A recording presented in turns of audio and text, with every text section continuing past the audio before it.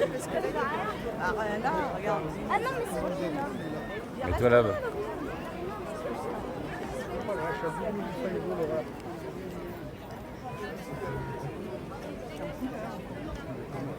Mais non.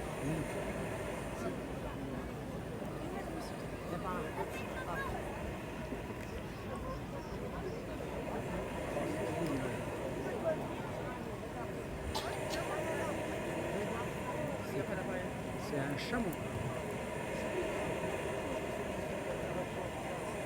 Et voilà, c'est fini.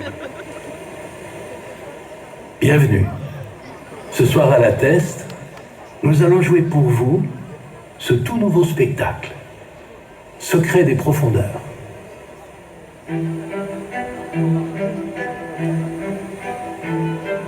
Seul, toujours plus seul sur la mer immense, disait le vieux marin dans sa complainte. Les mers s'enroulent autour de la terre, séparant les îles et les continents. Elles sont immenses, sauvages et sombres. Lorsque les peuples de l'Antiquité sillonnaient les sept mers, elles n'étaient pour eux que dangers, menaces et mystères. Les mers, disaient-ils, étaient remplies de monstres, serpents de mer, sirènes et kraken géants. Aussi séduisants que soient ces récits mythiques, la vérité sur les océans est bien plus fascinante. Elle surpasse en merveille tout ce que l'imagination a pu concevoir. Encore aujourd'hui, la mer conserve bien des secrets.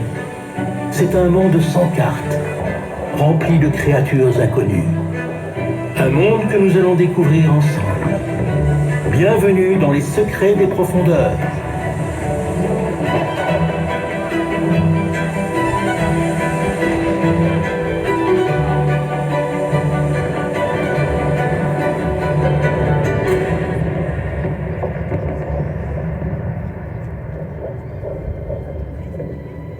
De nos jours, les navires de recherche parcourent les mers.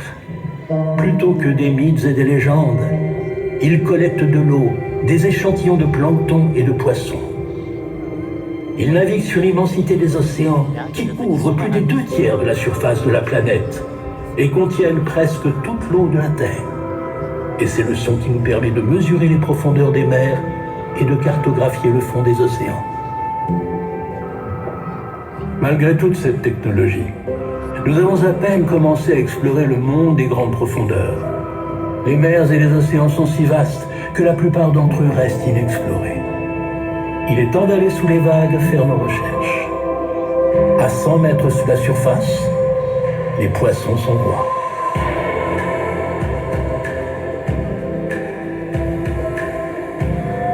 Il y a plus d'espèces de poissons qu'il n'y a d'oiseaux, de reptiles et de mammifères réunis. On en compte plus de 30 000. Ils nagent en banc, se cachent sous les récifs, dans les grottes. Ils suivent joyeusement nos bateaux qui traversent les océans. Leur variété de taille, de forme et de couleur est impressionnante.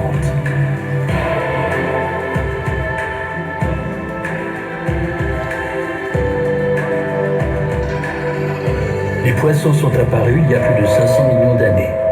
200 millions d'années plus tard, certains sont sortis de l'eau et ont appris à marcher.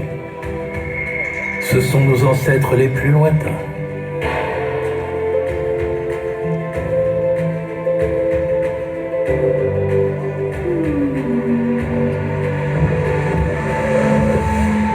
Plongeons plus profondément. À 200 mètres sous la surface de la mer, nous arrivons dans la zone crépusculaire. C'est un environnement hostile, à peine éclairé par les rayons du soleil. L'eau y est froide et l'oxygène rare. La pression est d'environ 20 bars. Et pourtant, il y a de la vie. C'est ici que l'on trouve la plupart des poissons du globe. Beaucoup d'entre eux, comme le minuscule poisson lanterne, produisent leur propre lumière. C'est la bioluminescence. Ici, même le requin brille dans l'obscurité.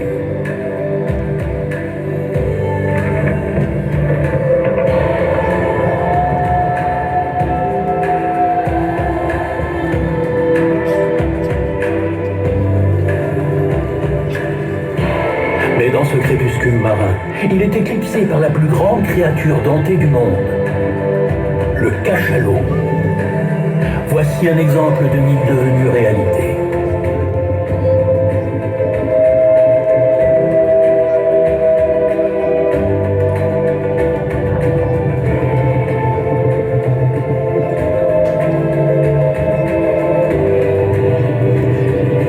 Le cachalot mesure 18 mètres de long et pèse 45 tonnes. C'est le poids de 8 éléphants. De tous les animaux connus, passés ou présents, c'est lui qui a le plus grand cerveau.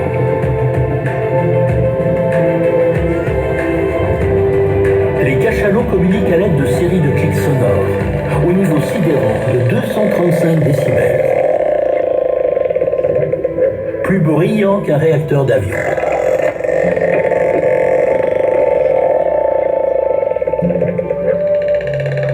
Le son circule dans l'eau 5 fois plus vite que dans l'air. Et les clics émis par les cachalots peuvent s'entendre à des milliers de kilomètres. Ils communiquent d'un côté à l'autre de la planète. Certains nomment cela le chant des baleines. Un cœur cosmique d'une beauté envoûtante. Descendons encore. À partir de 1000 mètres de profondeur, il n'y a plus que la nuit. On sait peu de choses sur cette zone immense, où la température atteint à peine 4 degrés.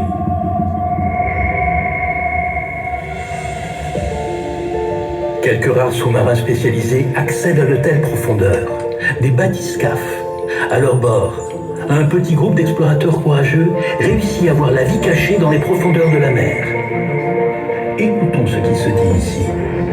Nous approchons des 3000 mètres. Poisson lumineux ou pas, c'est bien sombre ici.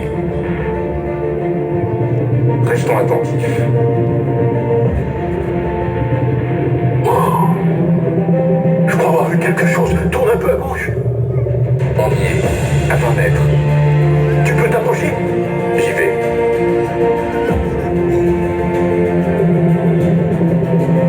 Oh, vous voyez ça? C'est absolument incroyable.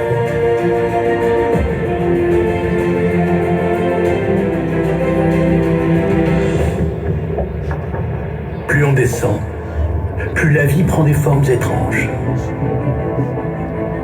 Ici vivent certaines des plus grandes espèces de la planète.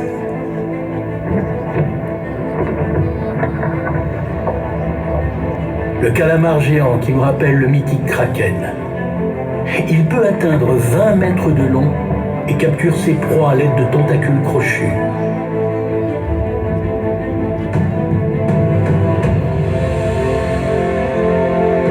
Il parcourt des milliers de kilomètres à travers les océans, de l'Antarctique jusqu'à la pointe sud de la Nouvelle-Zélande.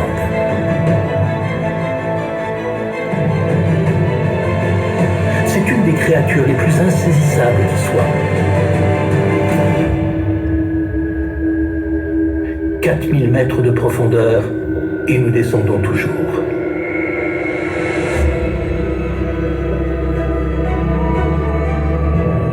De curieuses créatures bioluminescentes flottent ici telles des fantômes.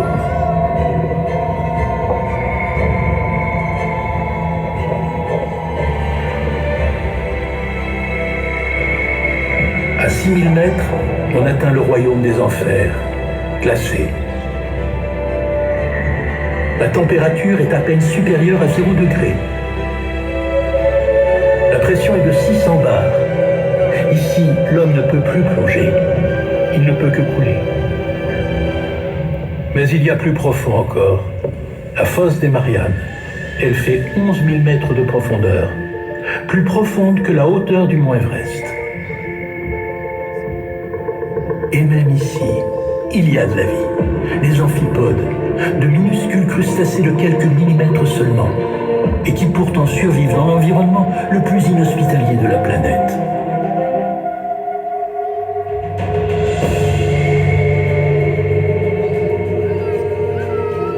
Ainsi, du plus grand des cétacés au plus petit des crustacés, la mer est peuplée d'une incroyable variété de créatures. Ce n'est qu'au siècle dernier que nous avons vraiment compris l'importance de la mer.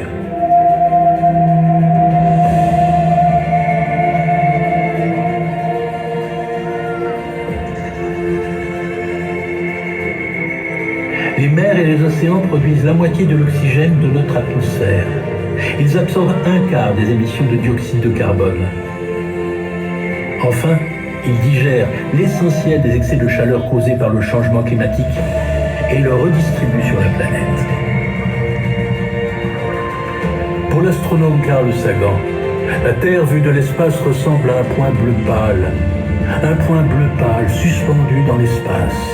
Ce bleu, c'est le bleu de l'eau. Sans l'eau, nous ne pourrions survivre. Et la Terre ne serait qu'un rocher sans vie. La mer est notre passé, notre présent et notre futur. Chérissons ses bienfaits.